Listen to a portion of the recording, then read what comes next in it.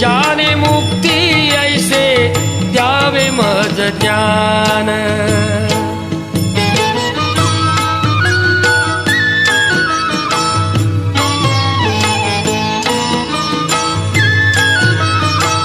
पतितांना पावन करते